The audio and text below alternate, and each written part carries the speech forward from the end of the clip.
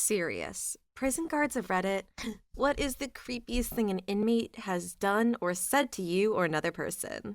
Hi guys, it's Em. I just wanted to put a trigger warning for this video as it does discuss some serious crimes like R-wording people. So if this isn't your kind of video, no problem. We will see you in the next one and have a great day.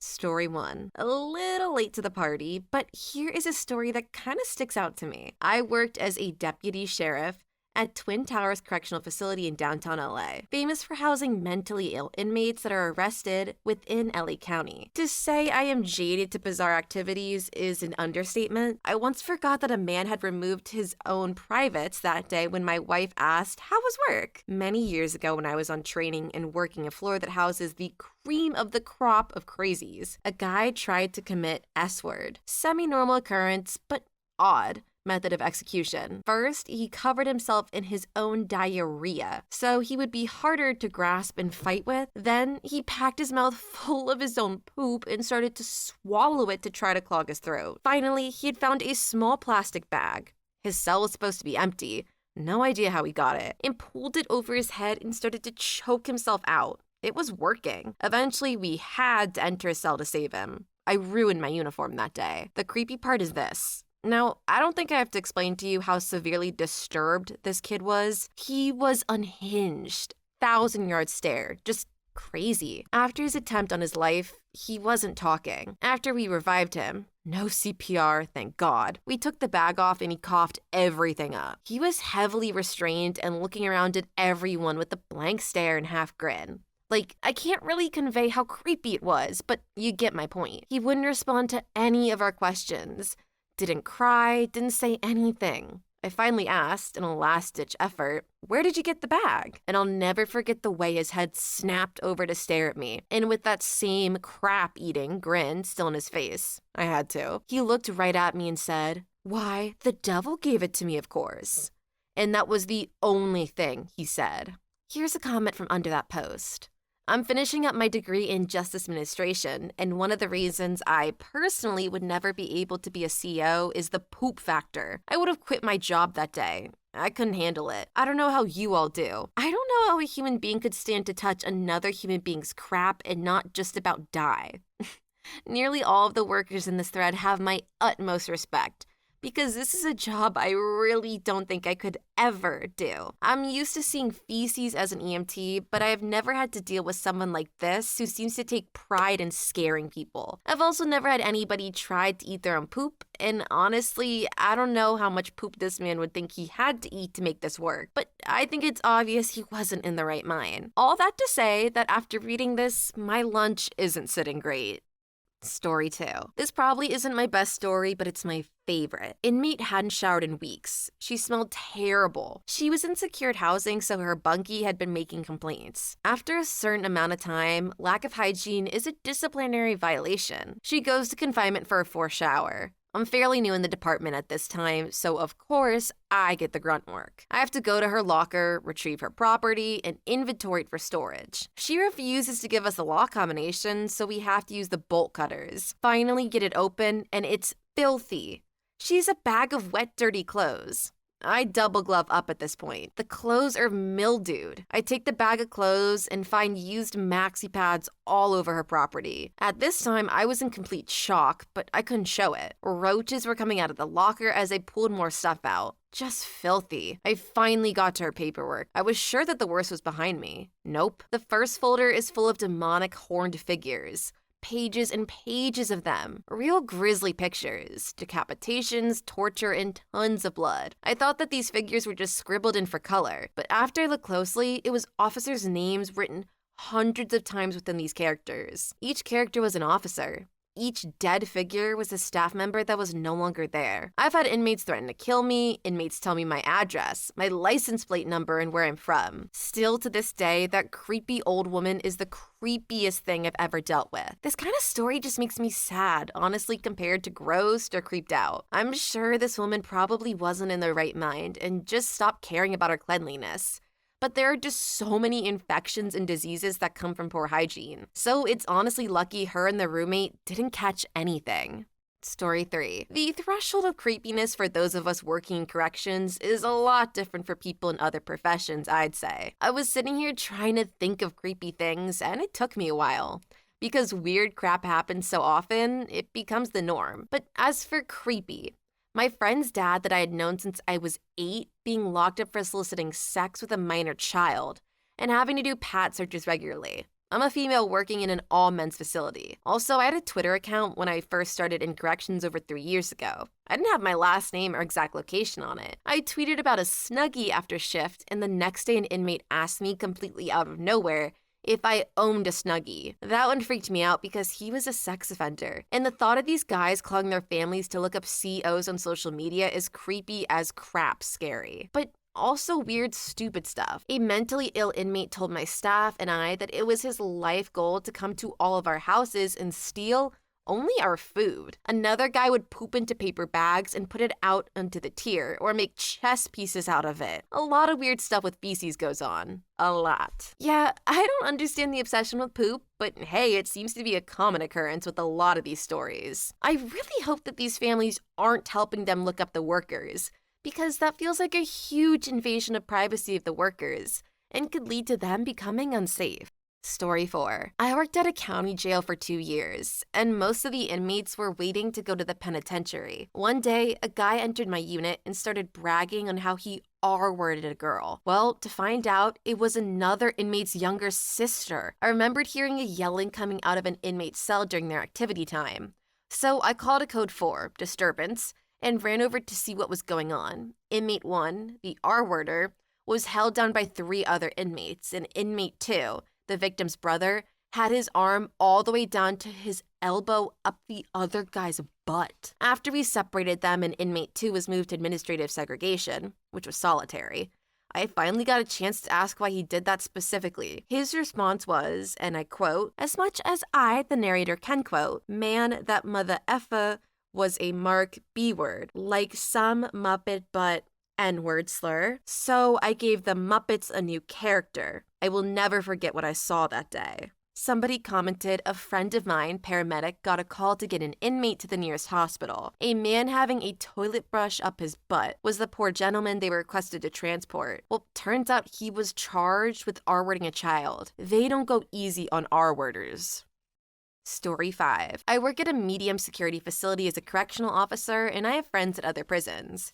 You get the odd, I'll kill you and your family, blah, blah, blah. Where I'm at, there was one con who said that he would R-word, then a word I cannot say on YouTube without getting demonetized, on a guard's girlfriend, something, or face. I can't remember exactly. Anyway, it was a pretty bad Skinner, which is what they call sex offenders, who said it, so it was creepy because he would, and that would be a walk in the park for him compared to his other crimes. That was finished quickly, though. There is one guy at my place that has a constant 1,000-yard stare. It's not what he says, it's how he says it. Even a simple, yeah, okay, coming from him makes you think twice about your next move. There is an apparent ghost that haunts our place as well. I've never seen him, but it's supposed to be a con that died years ago. Other than that, nothing really comes to mind. For those, I assume we'll ask if a Skinner is a sex offender and a goof is a pedophile. So every good is a Skinner, but not every Skinner is a goof.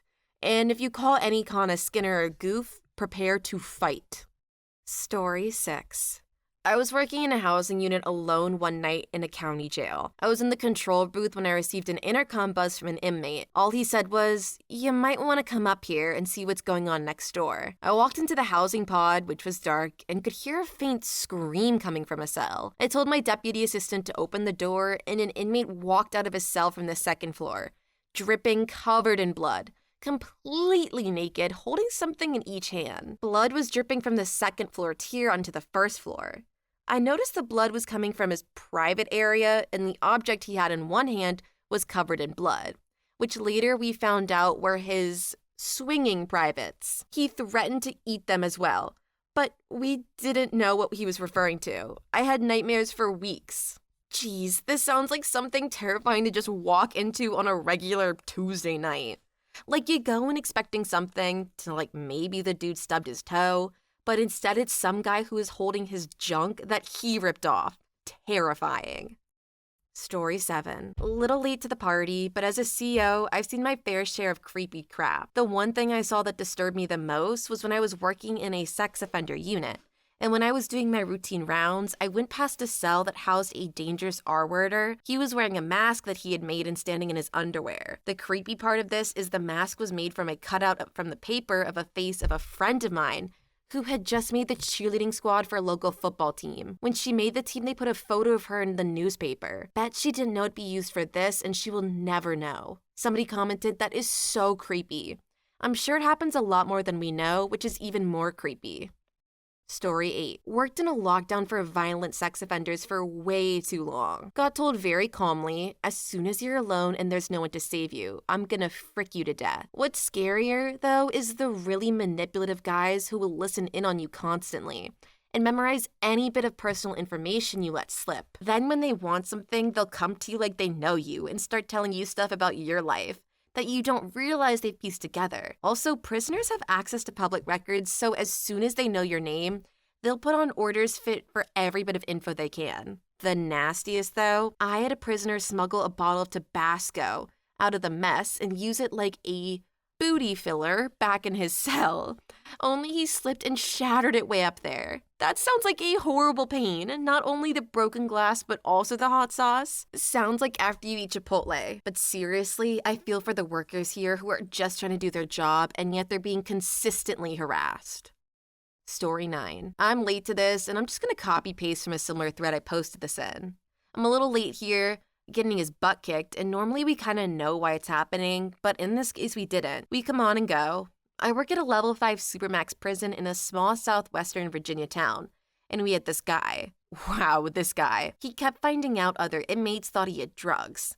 One day we caught him with white-looking powder on his nose, so we had to take him out and drug test him, and cavity search him as well. This happened 4 to 5 times over the course of 5 months, and he passed every test and search every time. Well, one day we caught him. This guy was beating it off, letting his special time dry, crushing it and snorting the crap. Good times. Story 10. We had a guy in Shoe, also called The Hole. He'd been placed in solitary because he had already killed 2 inmates. He was in competition with another inmate for who could make the most bodies. Some genius put this guy in a cell with a child toucher because he was an R-worder. They're both sex offenders, but an R-word is not a child molester, not in prison. So this old man with one leg in a wheelchair strangled his cellie to death with a piece of string. He strangled him so hard he actually broke his neck. The warden was doing his rounds of Shoe as he does. It was December, and this guy sticks his head through his food slot and asks the warden, "Hey warden, you think Santa will bring me a chomo, a child molester, for Christmas?" He was not a nice guy. I feel like at some point they should have just moved this guy to his own cell where he can't hurt anybody.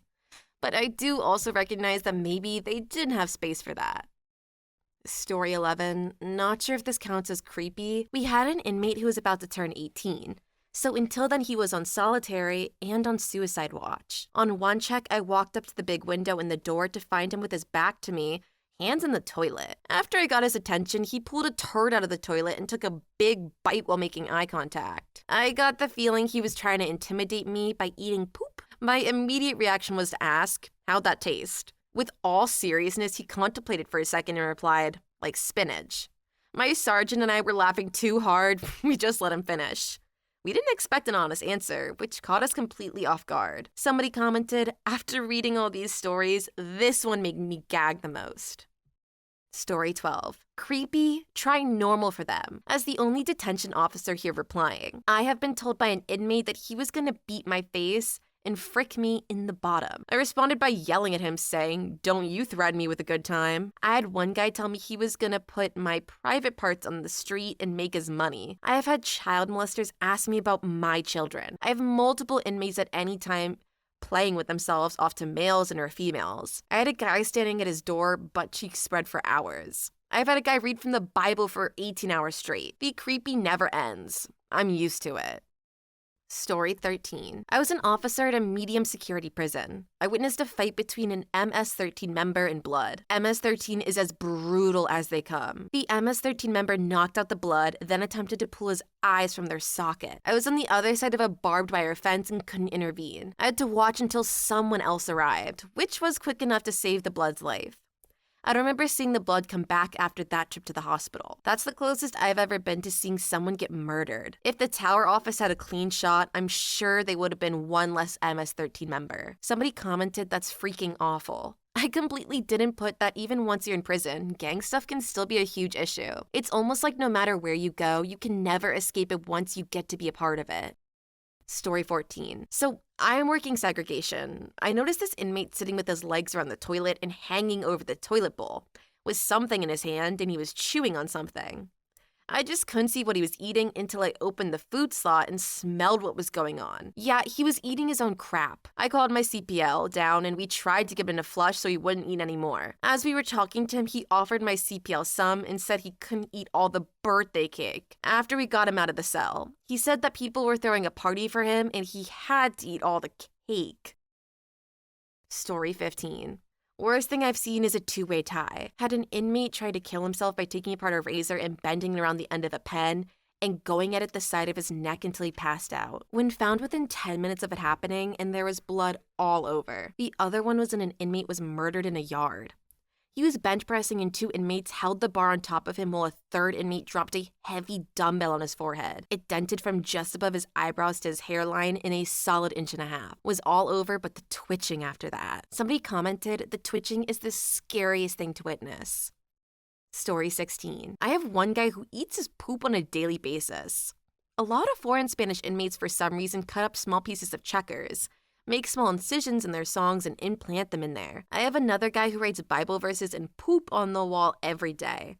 I could go on and on. Every day is something new. Somebody commented, yes, the checkers thing. We had a huge problem with this a few years ago. Had an inmate almost bleed out from this at the unit. He came back from education. They like to use the bathroom in education for all kinds of shenanigans. With a bloody crotch and went to the unit officer when he couldn't stop the bleeding. I think this is the thread where I've read more about poop than murder or anything else. Story 17. CO at a county jail here. And while I'm super late, I feel like this one is fitting. A real hard butt that pretty much ran the pod came up to me one day and said, hey man, you live on East Street, right? 2 houses from the corner? You drive that little black Chevy, don't you? I nervously stared out a no and walked away, but he was exactly right and he knew it. He and his buddies hassled me the rest of the shift. First time I have ever thought about buying a gun. Story 18. Saw a guy dig his fingers into a large wound in his forearm, then grabbed the fecal matter, which he had stored on the cell's door window, put a large piece of it into the wound, and ate the remainder. Another time I witnessed a balloon of drugs fall out of my orderly's pant leg. When I searched him, I had him squat and cough. 2 additional balloons fell to the floor. He immediately grabbed and swallowed the balloons. I didn't mind. I definitely didn't want to pick those up. Story 19. I had a woman recently who was so convinced she was innocent of driving without a license that she began scratching and biting her arms to draw blood so she could be seen by our crisis group, so she'd have a chance at leaving to one of the mental facilities. She faked multiple seizures, asthma attacks, and R-word claims, all while we were restraining her to prevent her from hurting herself. Her voice eventually went out, and she started sounding a lot like a demon from heck. That was just last week, though. It's so horrible when people try to claim insanity to get out of punishments. That being said, I love watching true crime channels, where they show the footage of people acting perfectly normal and then going crazy as soon as someone comes in the door. Story 20. I work at a maximum security institution. A couple years ago, I was doing a tier check and I walked by the cell of a mentally ill offender. There was shredded paper covering every square inch of his cell floor, and all the pages had been torn out of a Bible. The inmate was pacing back and forth, and when I asked him what he was doing, he very calmly said he was making a nest for demons and continued pacing. He ended up successfully committing about a month later.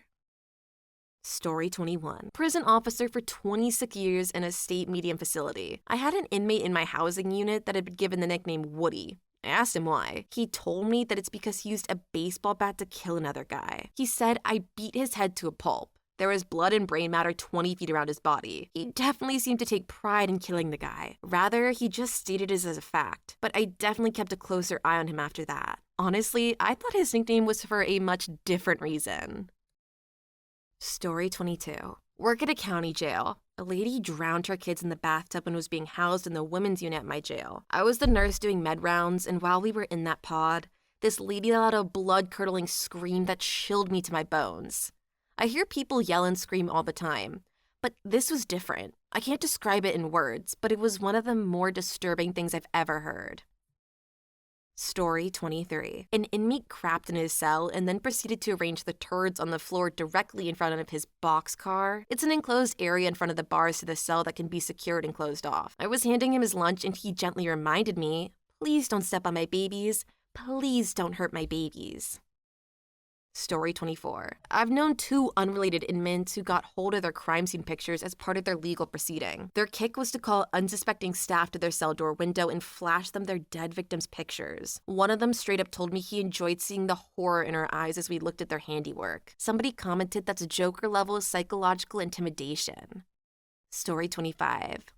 I always hated talking to the sex offenders in segregation. They could be the nicest people to have conversation with. The next thing you know on your rounds, you glance in their cell, and they're standing on top of their bunk, just doing it, knowing you were gonna look. Honestly, I feel like that's what happens with so many people, and why so many people don't believe when they hear that their family are these kinds of people. They're just so nice, and then one day, they're not. Story 26. I work at a prison. The worst thing I've ever had happen to me was when I was doing a round, and an inmate in the cell stopped me and said, "Hey, CO, check this out." Then he slit his throat with a razor blade. Story 27. Inmate used his emergency intercom in the middle of the night and said, "I'm done." Deputies went to the cell to see what was going on. The inmate had beaten his cellmate to death. Story 28. One inmate told me how, while he was in holding after committing his first murder, he beat another inmate to death. Then he did stuff on his body in front of everyone. Please leave your story in the comments. I would love to make a video on them in the future. Also, don't forget to like and subscribe.